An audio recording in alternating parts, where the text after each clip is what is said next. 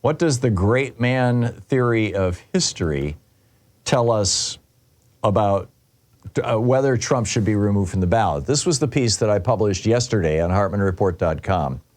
And I think this is a fascinating thought experiment, as it were.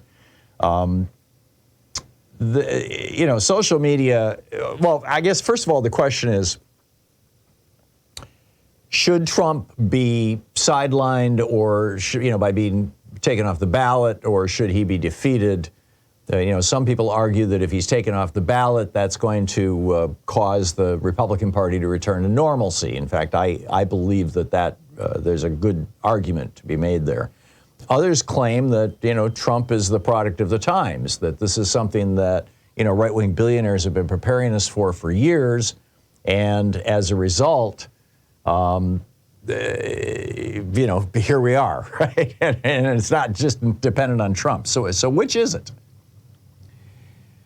The great man theory of history suggests, by and large, that occasionally a great man comes along, and it's always historically been men because society has historically been so sexist. But anyhow, that occasionally a great person comes along, Maggie Thatcher, a great person comes along, and because of their force of personality and brilliance and whatever, they alter history, right? The great man theory of history. And I'm, shall we say, skeptical of it. I mean, there is some truth to the fact that some people are just incredibly talented, right? The internet is filled with videos of 6-year-old prodigy piano players, or Michelangelo's first sculpture, Pieta, which he finished when he was only 23 years old, and Shakespeare hasn't been touched in 400 years. And when you watch Barbra Streisand or Taylor Swift sing, or Leo DiCaprio or Denzel Washington act, you get it, that not only is there a lot of hard work that goes into their craft, but there's also some raw talent there. So is that also true of leadership? Or more to the point of life after Trump, is it true of toxic fascist leadership? And the argument I'm making is that leadership ability in general is dependent on typically a personality made up of the correct assembly of the big five personality traits. Those personality traits that define basically, leadership.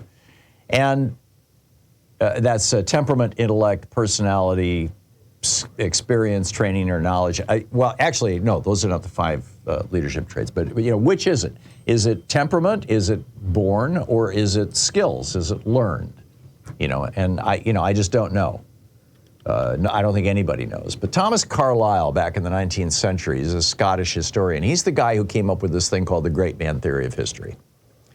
And he had been raised a Calvinist, so it makes sense that he would think that, you're born to great leadership, right? Because that kind of suggests that, the Calvinists think that, you're preordained, your fate is determined before you're even born, and that God chooses from among us some people to get rich and to get powerful because that's how he shows his favor, right? How we know who God loves.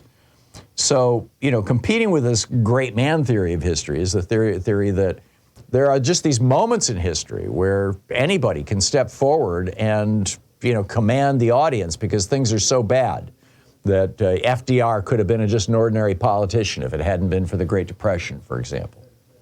And I think there's some truth to both of these things. I mean, people argue as if, it's got to be the great leader or it's got to be the great circumstance. Well, I think it's both. But then there's a third factor when we start talking about fascist leadership, like we're talking about with Donald Trump.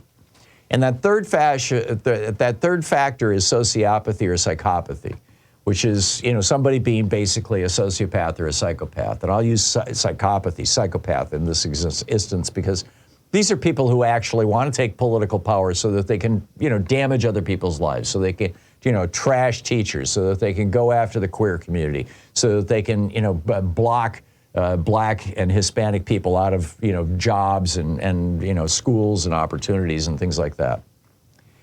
So which raises the question then, if psychopathy is the thing that you add to the big 5 personality characteristics that, define leadership, then, and those big 5, by the way, are extroversion, agreeableness, conscientiousness, neuroticism, and willingness to take risks. So if you add to that psychopathy, what you have is Donald Trump. What you have is Adolf Hitler. What you have is Benito Mussolini. And psychopathy is fairly rare. It's only 1.4% of our population, 1.2% of our population, excuse me.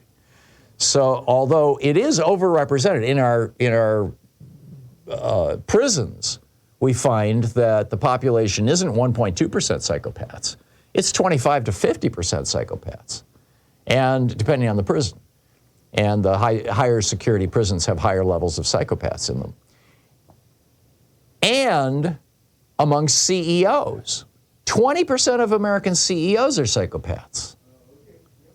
So that suggests, it explains why we pay our CEOs so much, because there's no shortage of people who could run a company, but there is a shortage of psychopaths who can run a company, and that pretty much is required if your product is killing people like tobacco executives, or if you run your company in a way that disregards the needs of your employees and just lay off 1,000 people on a whim like Facebook does or whatever.